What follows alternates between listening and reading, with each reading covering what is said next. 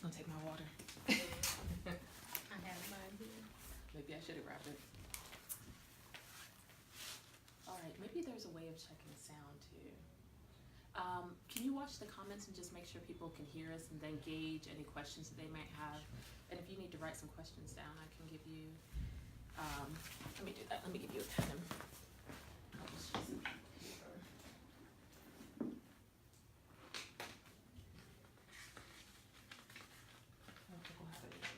Okay. Thank you. Is the volume all the way up? Yes. Okay. It's on normal marks. Yeah. And actually, you know, that's another thing too. Let's share it. Can you? Oh, Great, somebody thank said you. yes. So thank you for that, Maria. She said that she's hearing us just fine. Can you go on your page and share it on the No More Martyrs page? Sure.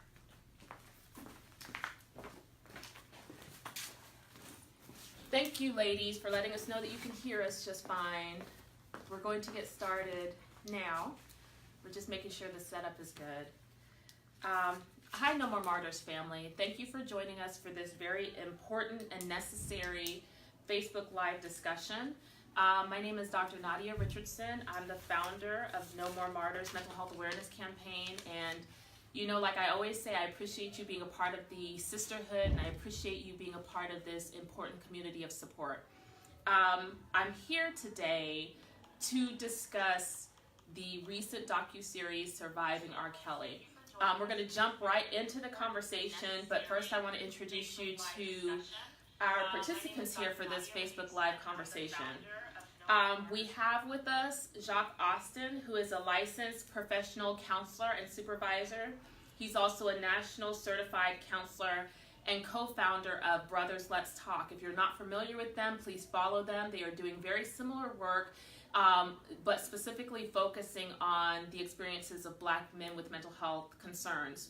And I say this on a regular basis when I have the opportunity to talk about the work of Brothers Let's Talk, is that locally and nationally, I've never seen as many Black men in one space talking about mental health as I have when I've attended a Brothers Let's Talk event. So please look them up on Facebook, check out their website, check out the work that they're doing, because I do believe that they're going to have a national reach in a very short amount of time. We also have Destini Love, who is a licensed independent clinical social worker. She is the clinical director at AIDS Alabama, and she's also the founder of Love and Associates. So we've worked with Destini quite a few times now, and she's a huge supporter of No More Martyrs. I am exceptionally excited to have Professor Martez Files here, soon to be doctor. He won't let me call him doctor yet, but you know what? He's doing doctor work all over the campus of the University of Alabama at Birmingham, where he serves as a professor of African American Studies. He's also a passionate and committed community organizer and activist. So you may have heard me talk about him before on a Facebook Live video. We just appreciate the powerful work that you're doing. And you're a beautiful heart and you're a beautiful mind, because you're very committed and invested in the work that you do. That means a lot. Thank you. So I appreciate all of you for being here. I also appreciate you for entertaining my quick, ideas. Because when I get an idea, it's like, boom, hey, what are you doing tomorrow? Yeah. That's what it was. Very little notice. It's like, hey, we need to talk about this now. Yeah. And I have to be honest with you, No More Martyrs family. I did not want to talk about this. I didn't. I wasn't even sure if I was going to watch the docuseries. I think it hits home in a lot of unfortunate ways.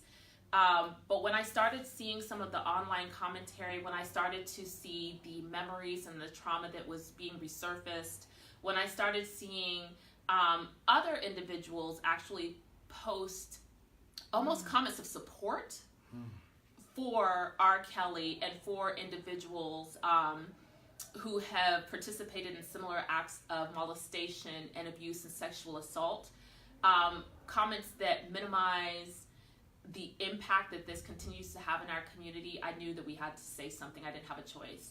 So I did go back and I watched the series, and I hated it. I think a lot of us did. And I understand why it triggers so many memories and ideas and thoughts, especially since there are so many women who still today don't have any kind of resolution or true healing, and a lot of individuals that are still living with the secrets of things that they experienced in their youth. So I felt like we needed to have a full conversation, but also understand that this is not a conversation solely about R. Kelly. Over the holidays, we talked a lot about how individuals who were going home to their families were going to unfortunately be in similar spaces or same spaces with relatives who had abused them. So what does that look like? What does it look like when we continue to remain silent about things that happen in our own homes, in our own communities, in our families, in our churches, in our schools? Why does that keep happening? And so the conversation isn't going to be solely about R. Kelly. It's going to be about what this docuseries brings up for things that have been going on in our community for a long time. So I kind of want to start with where the docuseries starts, right? And that was with R. Kelly's own abuse, right? And there's a professor, Dr. Yaba Blay, who she has been tweeting fiercely about this. If you want some really good commentary about this docuseries, please follow her on Twitter because she has been going all the way in. But one of my favorite tweets about his abuse was that she said, R. Kelly's abuse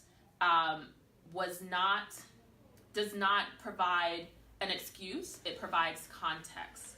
And for those who have not seen the docuseries yet, it wasn't just him who was abused, it was his brothers. So they had already experienced sexual abuse and assault as young people. It went unreported, there was no resolution, and so in a sense they were silenced from their own abuse.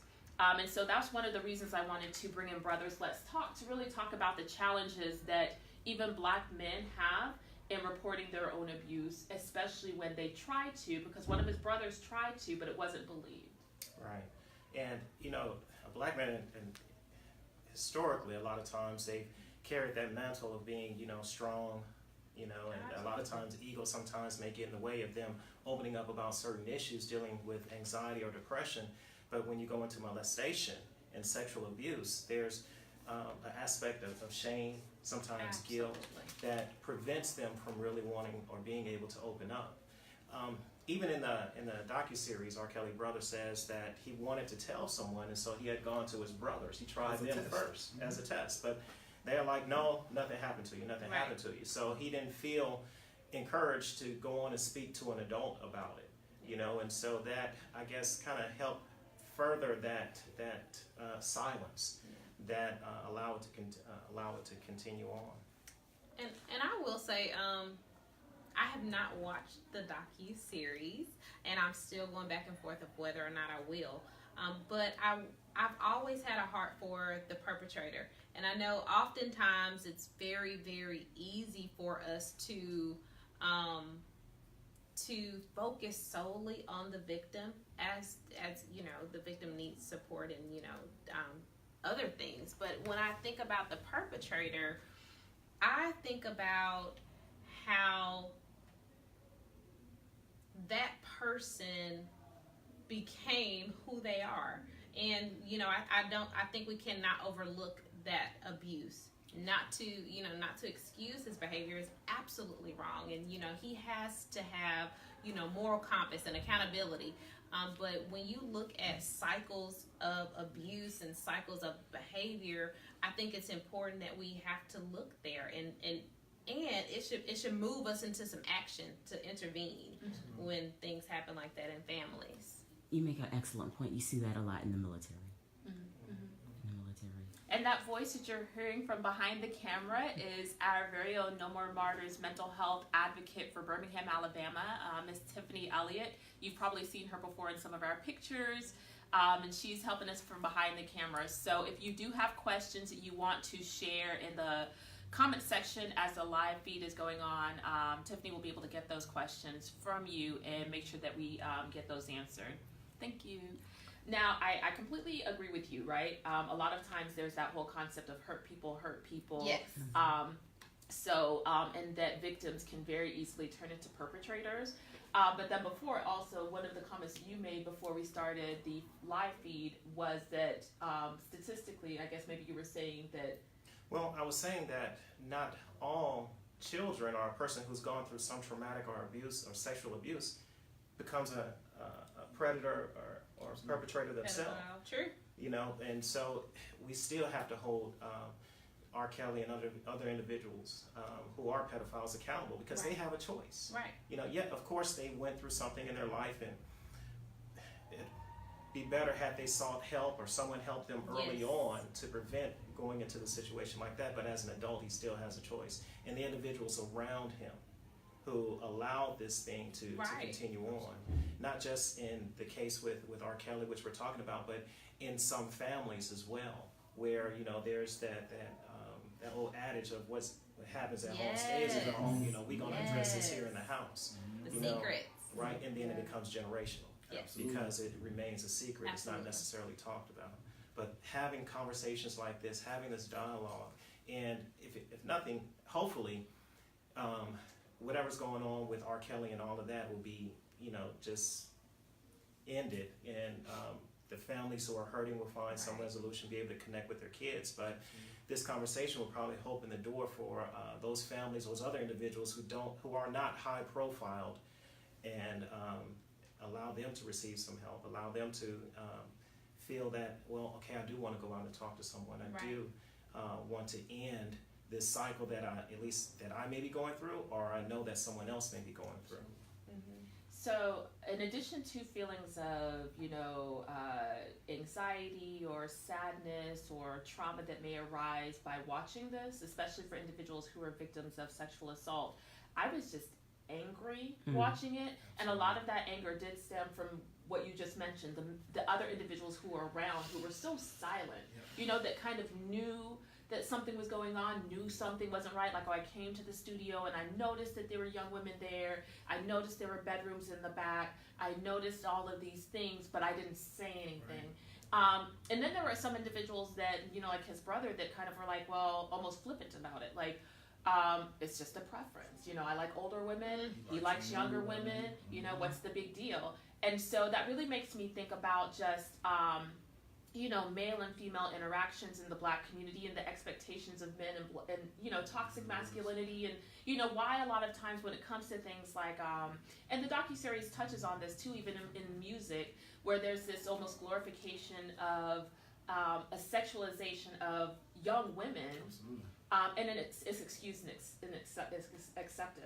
Yeah, and I think the way that power plays out, right? So power is a very strange, complicated thing. It's a strange concept. I think about the men who were working for him in the documentary. One of them says, "Well, he was our boss. You know, what do I do? He was my boss. Like, what do I say to my boss?" Right? And so even the ways that our moral compass takes a step back in interaction. So even when we do know better, and that's on a sense, that's like inside and outside of gender. And then when we gender the conversation, we think about what social expectations have been placed on Black men and boys, and also how we impose standards on Black women and girls, right?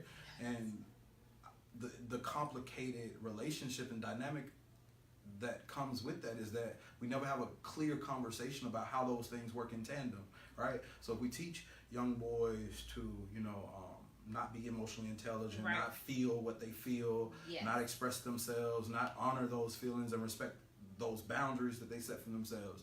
And then we teach you know, young Black girls to be self-sacrificial. Give everything that you have to your family. Give everything, nothing for you, right?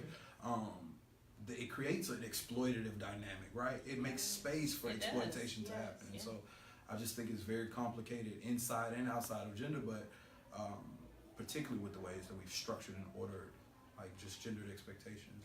And I think for me, that's because of things like this, when I even consider watching it, I just go to a place of hurt. You know, I cannot be angry. Like, some people are, what about the mom? And you know, it was the girl's fault. I'm seeing everything on Facebook, you know, just pointing the blame. But who actually took a step back and just wanted to just, you know, show some type of compassion. Like, how did this happen? Right. And I think that's the bigger conversation of how do these things happen? Right. And how do we intervene? Not so much of whose fault it is, you know, because if we really want to look at it, It's all of our fault. it is. Mhm. And society holds a huge, part in that. So we just have to really think about what we can do. You know, what is our role in this, and what is our part to play? You know. Another one of my favorite comments was, and I think this was just, you know, a random. It wasn't a professor, you know, someone that I follow socially. It was just somebody's tweet that said something like, you know, some of you are 30 and 40-year-old women still being taken advantage of men, and you expect a 14 and 15-year-old to know what to Thank do. you. Come on. And I was like, yes. Come on. I mean, if he's a good enough liar, if he knows how to use his words, Thank and, you. and, you know, portray himself to be something that he really is not, and pull you in. And Thank even you. the girls, like, they're vulnerable. Like, Yes. these are poor black girls, like, who are Yes. trying to, like, break into an industry. Come on. They see him as the gatekeeper to that breaking in. Sure. Like, what does it mean to exploit someone's vulnerability, Yes. right? And Absolutely. their Yeah, dreams, their their dreams. passions, you Yeah. know, they're very passionate about. And then one of the girls said straight out, I mean, I came from a typical single mother home. My mom was working 3 jobs. It was easy for me to get out the house. Yeah. So if she wanted to go and, you know, run her demo tape over, which is a lot of these young girls Yeah, were brought absolutely. in that way, like, I can make your career kind of Absolutely. situation. So one of the recent articles that I've seen since the start of the docuseries was the surge in hotlines, sexual assault hotlines going up, right?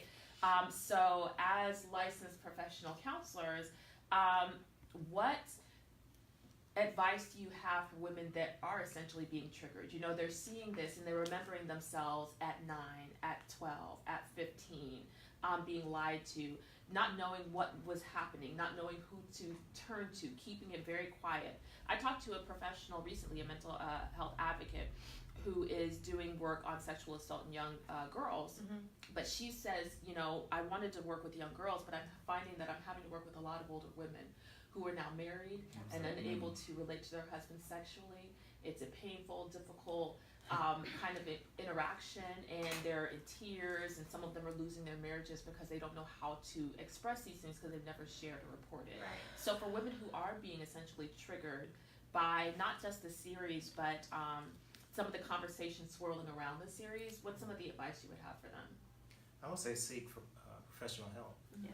Talk with someone, because I've had clients come to me who, in that exact situation that you just explained, where they didn't were unable to or didn't seek help at the time that the trauma occurred. Something recent happened in their life that kind of triggered that, and through counseling we go back and see that there was this trauma that was unresolved. But definitely seek professional assistance. So it's easy to say seek professional assistance. Uh-huh. So the therapist being in therapy, having experienced that, it took me 20 years to talk about it.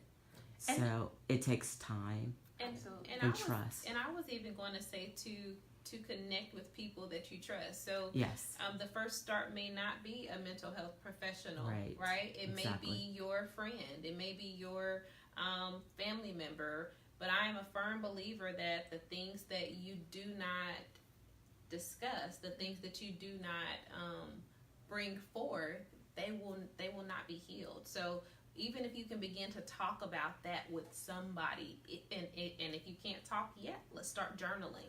Let's start writing that stuff out, and then you will, get the Build a language. And I think Right. the difference between, Right. you're saying took 20 years versus where our society and our culture is now with the Harvey Weinstein, Exactly. and of course the docuseries we're all watching now. It hopefully this conversation will allow someone that Yes. courage to Yes. address some of those issues, like you're saying, if not with a professional, with a close family friend, and just be able to have that dialogue. I think because series like this wasn't occurring necessarily 20 years ago. Right. So I right. can, flip to a web page or turn to a specific channel and see this conversation going on. But dialogue, and it's something that we encourage in Brother Let's Talk, and being able to men come together and have a conversation about some of those things that's not easy to talk about. Exactly. Because if you don't talk about it, Hello. Exactly. it Hello. continues on. We have to have the conversation. Absolutely. And And that's one- what's key. And I'm sorry, we And do. one other thing that I will say is for everybody to take a role in this. So if you know that it's occurring, if you Absolutely. even Absolutely. see weird things with family members or friends, be that person to go up and initiate that conversation. If you and turn those rocks over, I'm the rock turner, right? Right. So just if you know it, Right. bust that thing up, and Right. and it's gonna start, if nothing more, a conversation, and it needs to be on people's. Yeah, and I think also too, not like looking for such like clearly expressed signs. Sometimes like it's just changed behavior. Like Yes. my kid is like more depressed, more angry, more upset. Like what's happening? Like ask questions. Yes. Isolating themselves. Right, more. right. Yes. Ask questions. Do we have a question? So we have a couple comments and questions. Okay. So quickly, a comment from Vivian Smith Carter. She says, professional help with someone who understands trauma. And Absolutely. that's very Yeah. important. Yes. Definitely. You know, Yeah, trauma. Could be Someone who Traumatized. understands, Yes. you know, and who's experienced. And one of a question from, and I forgot to write down her name. Lindsay wants to know, how can we have these conversations with our children? And what kind of questions should we be asking? Thank you, Lindsay, for that. That's an important question. How can we ask So these I work with questions? juvenile sex offenders, juveniles with sexually offending behaviors and sexually reactive behaviors. And I think you can start the conversation by just teaching them what's appropriate. And kids are ready to talk. Mhm. They are ready to talk. You They can't begin. hold water. They No, don't let you right, know. They and don't tell you. that's a beautiful place to be in, because they're very transparent. So just begin to have conversations about healthy touch, unhealthy touch, their body parts, and give them the right names, give them the right labels, so that they know that those are things that they can communicate about. And I would like to shout out, oh my gosh, I'm going to get her name incorrect, because we literally met a week ago. Shamika Davis, so I'm getting your name wrong. I apologize, but don't worry, honey, because we're about to do some work together. She's in the Birmingham, Alabama area, but she recently wrote a book that was specifically about inappropriate touch. And I can remember being a child, and in our school, it wasn't a book, it was like a puppet show that came. It was like a special assembly kind of thing, and it, and I remember learning about it, and this had to have been 3rd, 4th grade. So having those, but I remember that, as an Right. adult, I remember that puppet show. So she's working now to get those books into school systems, and we met Love. again So That's good. awesome. a week ago, and we're like, hey, we're trying to do some work in school systems, not just in, nationally. So let's see if this is a book that we can get into school systems nationally. We did invite her to be here for this discussion today, and she wasn't available, but don't worry, because we're going to have some additional conversations, and we're definitely looking to work with her, because I believe that book is very, very important. That's awesome. But you're right. I feel like that just the appropriate touch conversation with kids is something that parents don't. I mean, a lot of parents They don't want to talk don't about want to sex. talk about sex. Right. Like they're like, I don't want to talk about sex, and it's like your child's coming into the 4th and 5th grade, and They already know. they Yeah. do. Right. They're hearing it. Because they're talking about it at school. Sure, they are. You want your child to learn it from you, or go to Exactly. another, And 4 some or of them are 5. doing it at school in 4th and 5th grade. Yeah. So you want to get ahead of that. And then to me, a couple of things. We grew up with this thing of kind of like, forcing kids to be hugged and kissed when they don't want to be hugged and kissed by our own relatives. Right. You know how it is, you're at church and auntie wants to hug and kiss you, and you're 3 and 4, Right. and you like give him a hug. Why are we doing that? You know? And then they're not even learning what their boundary is. Right, You've already impressed upon them, so they need to be able to know when they're uncomfortable, and to be able to know that they're gonna be supported Yes. if they're uncomfortable. Yes, exactly. And I'm actually glad you mentioned boundaries, because many of these victims, even though they were, 14, 15, 17, said, and even the one who, she was older when she met him, she was in her 30s, all of them said something very similar. I was afraid to say no. I didn't want to make him mad. I wasn't sure how that would make him feel. I didn't want him to be angry at me. That came along after a lot of grooming had Yes. occurred. Yes. You know, Yeah. a predator is not going to just kind of thrust No. themselves on you in the beginning. They're going to kind of cozy up and kind of win Kind of you over almost to be their perfect. side. They're almost Right. like Yeah. perfect, Yeah. charming. And then all of a sudden, you see something just totally different. But at that time, I mean, they're already... Can you explain what grooming is, please? Oh yeah. Grooming is just kind of preparing something for a position that you want it to be in later. And so you're going to take necessary steps, say whatever it is that you have to say, put them in certain Yes. positions or around certain people. Because you notice he talked about, I think there was an individual in there that was titled sort of their trainer, which is someone that he had groomed early on to kind of be there To take on the other girls. and take on that role of continuing to groom them when he's not there and kind of prepare them to sort of think in the way that he wanted them Yes. to. Yeah, I keep hearing or seeing people talking about, hold the parents accountable, or she's in her 40s, she should have known better. And the point I want to, make clear is that sometimes people are emotionally stuck at certain ages, or people only know sometimes so much, and we get modeled certain behaviors to hold. So even though we may be parents, we were maybe modeled, like in my own family, certain behaviors were shown to my mom. So when things happened to me and I told her, she believed, but she didn't say anything. Yeah. And she didn't tell me. She may have went to that person and told them, but she didn't tell me, and she didn't tell the rest of the family. So it didn't protect me. And I think it's so easy to say that, Right. but what people don't take into account or even consider themselves, right? What is your area of vulnerability? It may not be the same thing. So we need to talk about wholeness and wellness, right? Absolutely. So Right. where are you mentally? Where are you physically? Where are you spiritually? So whatever that area of weakness is, that can be where some of those unhealthy patterns come from, right? So if this mother has her own trauma or Right. her own area of weakness, or she's needing money, right? She's at a vulnerable space, then some of those things can be overlooked. So it's hard to. So we have to be very careful when we keep saying hold parents accountable. Yeah, and I also think it's very easy to like see the ugly in others, right? Yes. That's work that we're used to doing. We're used to like seeing the ugly in others without confronting some of that.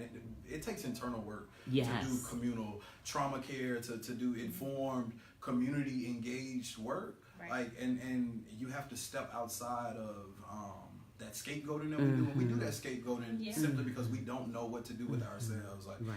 I don't know how to respond to R. Kelly, so I need somebody to blame, right? I don't know how to have this conversation with my children. I don't know how to protect my daughter or my son if this happens to them. Right. So we impose some like victim, some bad guy, right? When It has to really, be. Yes. right? And so we really need to do like introspective work and like really Good point. deeply critical work. And good. just develop our empathy. I think a lot of times people get in that. I think people say, "Well, what about the parents? What about the parents?" Because somewhere in the back of their mind, they're like, "Well, if I was in that position, that would be my child, and whatever." But your whole frame of mind, and even saying, "Well, if I was in that position," is still informed by what you have. You know what I'm saying? You don't know necessarily. You may not necessarily know what it was like to be a latchkey kid. No. Absolutely. You may not have known what it was like to live in multiple homes or be evicted or not know where your meals were coming from or see mom Come only on. on the weekends because she's working multiple jobs and you don't your frame of reference is still informed by something that you had that maybe these individuals did not have. So that that doesn't say that you don't hold individuals accountable. Right. But even at the end of the day, what about the parent? What about the parent? What about the parent? What about the fact that there was a grown man who went to high schools looking for young girls? Right. You know what I'm Right. saying? And it doesn't matter what kind of girl, because that's another thing that we're hearing a lot about too. Well, these girls were fast. Well, these girls were asking for it. Well, these, excuse me, there was a grown man who Right. knew what he was doing. And And That's knew it. it was a wrong. Yes. powerful man. Like he had a, Absolutely. like that Thank during you. this time. Like Yes. this man was a pop culture icon. Like Absolutely. people are like detaching from that. I had this conversation when Roy Moore was running for judge, and the conversation about like pedophilia and just like this was coming to the forefront, and folks were saying like, how does this happen? And I'm saying like, this is a judge, almost back to the point of the post you read, like some of us are grown still getting manipulated and exploited. Some of us are putting up with abuse on our jobs and refuse to even confront our bosses. So like, how can the conversation be about it's circular for me and comprehensive in many ways. Yeah. And So there's I a don't. lot. No, go ahead. So taking the judgment seat, I don't think that's the way to go in this. I think we should really be called to action. Yeah, absolutely. And really be called to intervention. And when we're saying call to action, if you feel so led, absolutely support Mute R. Kelly in that campaign. But and I do believe that that's a lot of individuals on the No More Martyrs page are, if they're not already supporting that campaign, are going to be after seeing this. But I also, when I say take action, there are some church leaders in our communities. Come on. That need to be called all the way out, right? There are some athletic coaches that need to be called all the way out. Yeah. There are some individuals in elected positions. There are individuals who are in law. I mean, the sexual abuse and assault that we see in law enforcement. Yeah. Come on. They need help. And in prison systems Mm-hmm. against women and men. Absolutely. Like all of these things. So when we're talking about a call to action, it really is the same, pull back the curtains on all of this. Yes. And start holding individuals accountable. In a lot of these cases, unfortunately, there are some documents that were signed where women can't speak and charges can't be pressed specifically about R. Kelly. What's going on in our own backyards? Yes. What's the work that we can go ahead and be doing now? Because that work is a part of healing. That work and showing women who have experienced this kind of trauma and assault, showing that they have that community care and that community backing to say, no, we don't approve of this, we are here for you, we love you, and we're going to make sure that the individuals did this, don't have the opportunity to do this again. Because that's another really, truly unfortunate thing about this docuseries is that it's decades of abuse. We will never know all the women who experienced abuse at the hands of R. Kelly. But the same can be said for some pastors. Right. We have a really good question here Yes. by Asia Hodges. She wants to know, what about this idea that certain people attract manipulators or predators? Do you believe that there is something characteristic of victims which results in them being victimized? I would say, and I'm going to definitely hand this over to the licensed professionals, right? I would say that predators know who they can prey on. Right. I would say that there are things that they can pick up. They're not going to go to someone that doesn't exhibit some level of vulnerability and then be able to hone in on that vulnerability. So I would say that predators know what they're looking for. But That is And true. you're right. I think you hit the nail on the head there. But then also, we're kind of attracted to what we're attracted to. You know, we like a certain thing or a certain, person or certain characteristics about an individual. And then if we find out that that relationship doesn't necessarily work for whatever reason it might end, hopefully we learn from it and we improve moving forward. But it always has to start out with self-awareness, self-care, and really understanding who you are. I think a lot of times I've run into situations where people try to find themselves through someone else, allowing someone else to try to complete who they are, and that's the wrong thing. You have to find that within yourself. You can't love anyone else if you not learn how to love yourself, and so that's where I think people have to start out. Now, if you've had relationships in the past that have, led to or someone who is abusive or verbally abusive or physically abusive or something, it's time to sit back and say, okay, let me be alone for a minute and let me just, gather myself and find and really truly understand myself in this world before I try to bring someone else inside of it. Because when I heard of this, I immediately thought about identity. Who are you? And when you do not know, there's a lot of things and people who can explain that, right? Here's a difficult question. If there is someone that finds that they believe that themselves to have some level of attraction to someone who is inappropriately aged, right? What advice do you have for them? Like, what's counseling look like for them? What does it look like for someone who may be a pedophile or something to go into recovery? What does that look like for them? I would try to go to the root of it. Where did that come from? Where did their idea of sex and attraction and even, you know, their past traumas? I would want to kind of help them go back to the root of that thing, and then we will begin to address it from there. But I think it's really big of a person if they can be honest about that and say, these are my attractions. But I can almost guarantee if you walk with that person back a little bit, you can find some trauma and some unhealthy thoughts or something that was really, really taught to that person. Or And it's a difficult question to ask because in the depths of your, you know, however you might feel about these things, all you think is put them in jail and like let's like get them away from people. Yes. Okay. Thank you. Just another a time check. But, you know, so it's a difficult question to ask for that reason because anger and, you know, all in the number of different ways that black women and girls and black boys and men have been failed, even though right now I feel like though we're focused on black women and girls.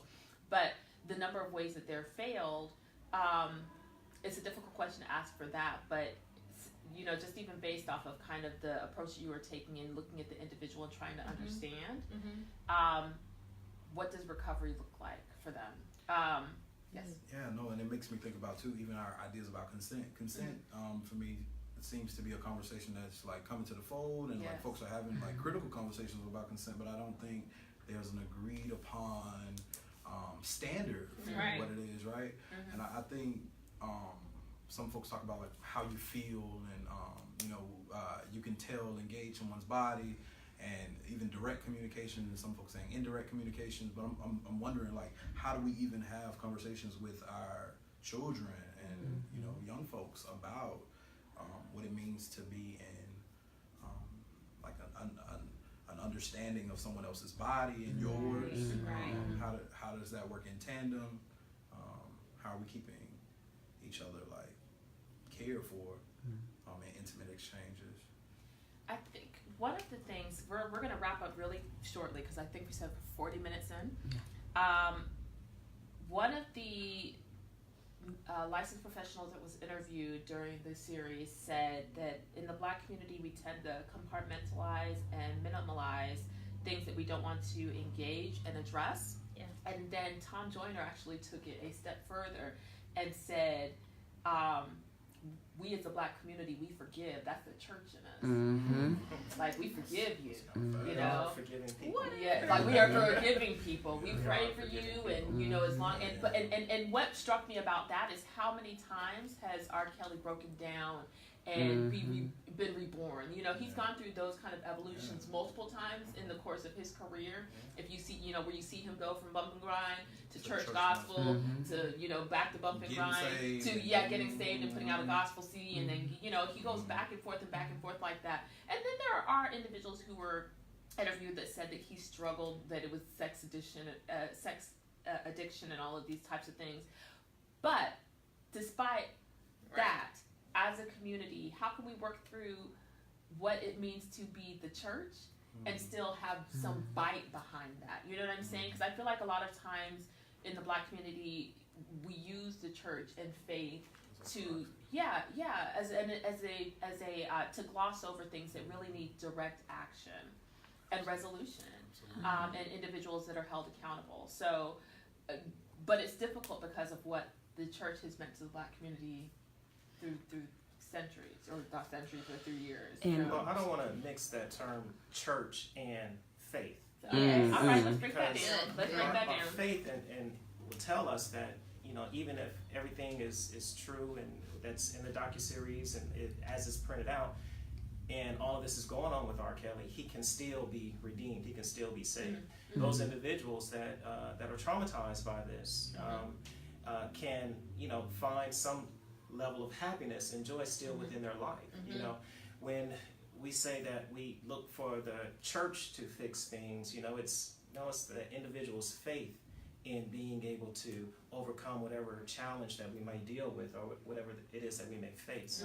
We can't look to the church to fix it, but we don't have the faith in ourselves to try to get things correct. So we can't place it all on the church's shoulders, saying that, you know, all this is going on, what are y'all doing? Right. Well, the church is just a house. Come on. You know, it's about the individual's faith and their belief in God and them trying to work through.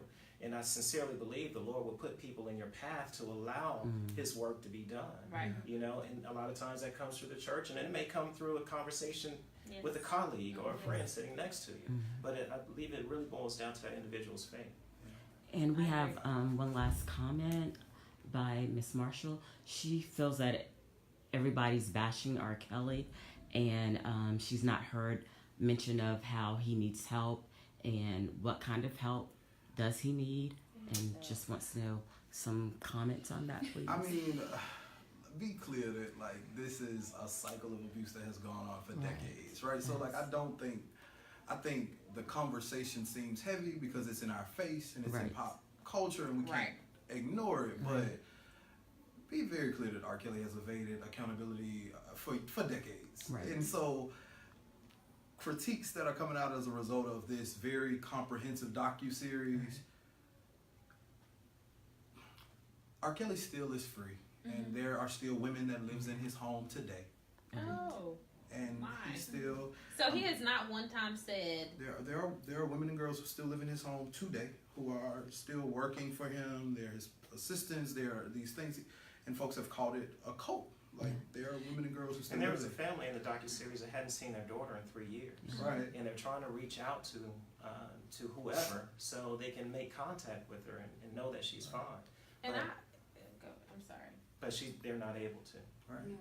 And you can't really help someone who That's doesn't. it. And I was gonna say I have a heart for R. Kelly, and I can be empathetic. But when a person is ready to change and they are ready to be open to help, then it first starts with some honesty. Yes. But you know, Taking responsibility. I think just based on his track record, the honesty is not going to come from the heart. It's going to come from accountability. Absolutely. He needs to go to jail.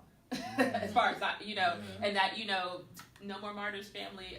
I'm having a moment, Yeah. but It's I, definitely you know, made me question my politics, 'cause you I'm know what I'm like, saying? yeah. I am having a moment because I Yeah. agree. Like, does he need healing? Does he need help? Does All he of the above. has he experienced trauma in Right. his life? Absolutely. Yeah. But again, none of those things excuse you. And right now, and you know, the comments that go along the lines of why are we bashing him? It's not so much that we are bashing him. He is getting years of unresolved trauma and abuse that other women have experienced from the hands of other individuals in their. You're just the face of uncle, cousin, neighbor, father, pastor, deacon. You're just getting all of this that other women have not had the opportunity to deal with. That's all it is. And is that fair? No, but you know what's not fair is that you're still not in jail. Let me ask this question though. Take away the music Right. and the fact that you dance to this, you know, step in the name of love Right. and Thank your cousin's wedding. I believe I can. But this history of abuse existed still. Yes. What would your opinion be then? What The of same. him? Yes. Oh, it'd be the same. The same. The absolute same. The same. So I don't think there would be so much, you know, people coming forward saying, "Oh, you're bashing him." Oh, I think a lot of times people will, you know, base their judgments based on how that song, how his musical career has affected them. Cosby, like a good example. Right. Cosby Yes. was American's father, right? Right, That was folks. He raised people, right, in their households, and folks were highly resentful of critiques of Cosby. Like they were enraged that anyone would dare. Like it was you're dismantling the legacy of an amazing black man, right? Not And so, Cliff. like, you know, even conversation about the war on black men, right? As a result of that, and I never understood how like holding black men and boys accountable for their actions and behavior, how that translates to a war on black men and boys. I actually think that's loving them. Accountability is love. Thank you. Folks Yes. that means they don't want to throw you away. Yes. They want you in the community with them. They want to work with you, but you have to honor space with people. You can't just be out in here doing what you want to do to people, creating all kind of harm and chaos, and then think that that's not honoring space and community with folks. Right. And so, in order to honor space and community with folks, you got to be accountable to your actions and behaviors. And that's love, deep love. You just answered a question. Miss Berry had wanted to know how, at what point does the perpetrator bear accountability despite their history of trauma? So you just answered that. Thank you so much. Yeah, and I completely agree with that. So we are now about 45 minutes in. And No More Martyrs family, this is a conversation that we are going to keep going for a while. I know at the end of last year I said that these Facebook Live conversations were going to be a new thing for us in 2019, that we're going to keep doing these on a regular basis. I just didn't think we were going to be doing one so soon in 2019, but again, I felt like it was necessary because of a lot of the trauma and triggers that are being brought up from the docuseries. So with that being said, this is not a one-time conversation for us. As an organization, No More Martyrs has decided to launch on a series of webinars that address sexual assault and some of the topics that were brought up during the docuseries. So we have right now 5 webinars that are going to be taking place from January up and through April. And the topics are going to include what is grooming. I believe somebody may have asked that, or you asked that question. We're going to go into more detail about what that really looks like, and we're going to have mental health professionals as well as criminologists that are going to participate in that webinar to really help us get a better understanding of what that looks like, what are some of the signs, and what you can do to assist someone who may be caught up in that kind of a relationship. Then we're going to discuss different day, same issue, sexual exploitation of Black women and girls, because that is kind of a historical thing in our community. The Equal Justice Initiative that I did mention earlier has an entire document on their website that addresses the sexual exploitation of Black women and girls. Since we're going to really go into the history of that and why that, a lot of times a blind eye is turned to that. We're also going to talk about silence and the cycle of abuse, because again, silence, if you do watch this docuseries, is something that's going to enrage you at certain points, where there's so many individuals that have the opportunity to speak up and say something that could have really changed the trajectory of some of these women's lives to prevent them from being assaulted the way they were. And then, so those will take place between January and March. Then April, which is Sexual Assault Awareness Month, will end the series with 2 webinars, one titled Trauma and Triggers, because again, these kind of conversations bring up a lot of different things for individuals, and if there are individuals who have experienced things that they have never had an opportunity to express, share, they've never worked through a healing process with a licensed mental health professional, we'll be able to provide some context as to why that happens, but also some support for women who don't even understand what these feelings are that they may be feeling at the moment. And then we'll end the series with a webinar titled From Victim to Survivor, Strategies for Healing from Sexual Assault. So this is not a one-time Facebook Live conversation. This is not a one-time, this docuseries has come out and now we're going to talk about this. We're going to keep this conversation going on for a few months, because I feel as though there are a lot of individuals in our community, especially our No More Martyrs community, that really need an opportunity to express, learn, and be connected to resources. We'll also be sharing some additional resources on our page. And I'd like to end with this. First of all, I'd like to end with thanking each of you for coming out very quickly. Like, hey, how you doing? What you doing? Right? Thank you for coming out and being a part of this conversation. I value and respect and appreciate and celebrate each of you for the work that you're doing. And I'm going to call you again. So, you know what it is. Just one last thing that I felt was very important that somebody pointed out. Another comment? Our Black little boys are kind of being missed. Yes. They are being abused sexually by women. Yes. And we're not really talking about it. Yeah, so I will say, and I appreciate that comment. I don't know who made that comment. And I don't know if everyone heard that, but somebody's mentioned the comment that our little boys are being left out of the conversation. I agree. It's one of the reasons why I really did want to touch on R. Kelly's abuse as well as the abuse of his brothers. And it's another reason why I wanted to bring in specifically Brother Let's Talk, because they do engage that particular conversation and dynamic. But I'll always go back to the idea that No More Martyrs is a mental health awareness campaign that seeks to build a community of support for Black women. So our focus primarily is always going to be Black women. We did touch on R. Kelly and his brother and the abuse that they experienced as boys, But it was, again, still in the context of the conversation focused on the healing and support and conversation around the trauma that Black women have experienced at the hands of R. Kelly and at the hands of other predators in their communities and in their families and in their circles. So I completely agree, but encourage you to go to Brothers Let's Talk and follow them on Facebook, on Instagram. Yes, Facebook and Instagram, and then on and then visit their website. Did you want Yeah, I was gonna say too. Also recognizing, and I'm gonna be quick, that like if we have a comprehensive and involved conversation about Black women and girls' abuse and trauma and sexual assault, that conversation facilitates the dialogue for the start of a conversation about Black men and boys. Absolutely. Good. Right. So So they brought it full circle. Okay, absolutely. I appreciate it. I appreciate you guys. And then I'm going to end with this. If you watch the series and feel as though you need a certain level of support, as always, with No More Martyrs, you can always reach out to us by email, info@nomoremartyrs.org. You can visit our website and you can inbox us on our social media, and we will respond and connect you to resources and services in your communities. If you choose not to watch the docuseries, do not feel guilted or shamed or pressured into doing so. Right. I know a lot of individuals who do not plan to watch. I actually did not plan to watch, but I decided to because I felt it necessary to have this conversation. But it's a difficult thing for a lot of individuals, and it's going to bring up a lot of things for a lot of individuals, especially those who have been victims of assault or sexual abuse, sexual molestation, especially if that was something you experienced as a young person.